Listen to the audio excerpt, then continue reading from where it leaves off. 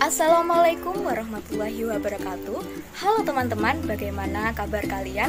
Semoga dalam keadaan baik, selalu sehat dan tetap produktif meskipun di rumah saja, dengan tidak melupakan dua hal, yaitu iman dan takwa. Karena ketika iman dan takwa telah tertanam pada diri kita, maka setiap pekerjaan dapat dilakukan secara lebih maksimal seperti apa yang dikatakan oleh Profesor B.J. Habibie pada gambar berikut.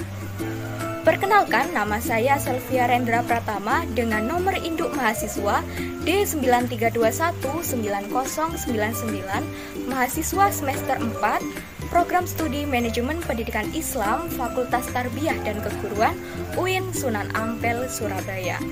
Pada kesempatan hari ini, saya akan sedikit mereview mengenai mata kuliah Auditing Pendidikan. Sebelum kita lebih jauh membahas mengenai mata kuliah Auditing Pendidikan, alangkah baiknya jika kita mengenal lebih dulu apa itu auditing. Auditing adalah sebuah kegiatan pengumpulan dan pemeriksaan bukti terkait informasi untuk menentukan dan membuat laporan mengenai tingkat kesesuaian antara informasi dan kriteria yang diterapkan.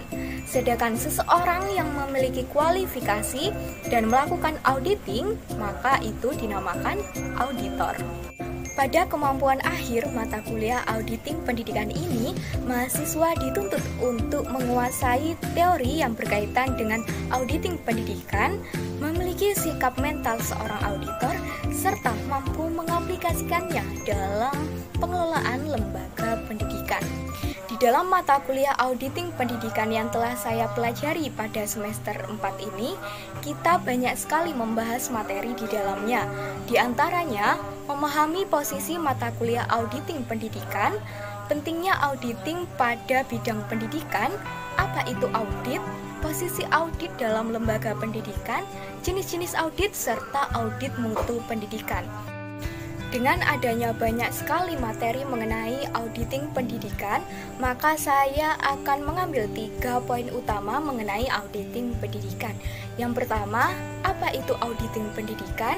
Yang kedua, tujuan dan manfaat auditing pendidikan, serta auditing pendidikan di Indonesia. Yang pertama, kita akan membahas mengenai apa itu auditing pendidikan.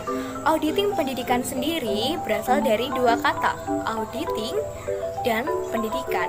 Auditing pendidikan itu sendiri adalah suatu sistem yang sistematis dan komprehensif untuk mengetahui dan mengevaluasi kegiatan-kegiatan yang ada dalam satuan pendidikan. Kegiatan yang berkaitan dengan auditing pendidikan adalah yang pertama, penjaminan mutu atau quality assurance, yang kedua, pengontrolan mutu atau quality control, yang ketiga, penjaminan mutu atau quality improvement. Yang kedua yaitu mengenai tujuan dan manfaat dari auditing pendidikan. Tujuan dari auditing pendidikan yaitu untuk melaksanakan verifikasi bahwa subjek dari audit telah diselesaikan atau berjalan sesuai dengan standar, regulasi, dan praktik yang telah disetujui dan diterima oleh sebuah organisasi.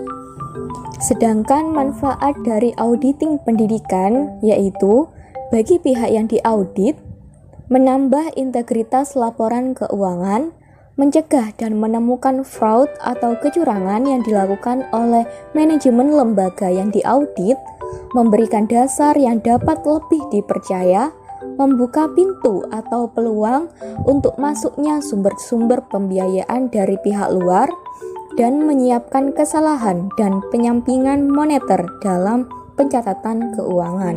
Sedangkan manfaat bagi pihak yang mengaudit yaitu mendapatkan bukti laporan keuangan, proses operasional, dan perencanaan strategi yang diaudit yang sesuai dengan ketentuan penunjukannya dalam menentukan apakah mereka sesuai dengan prinsip yang dinyatakan, di samping kesesuaian dengan organisasi yang lebih penting.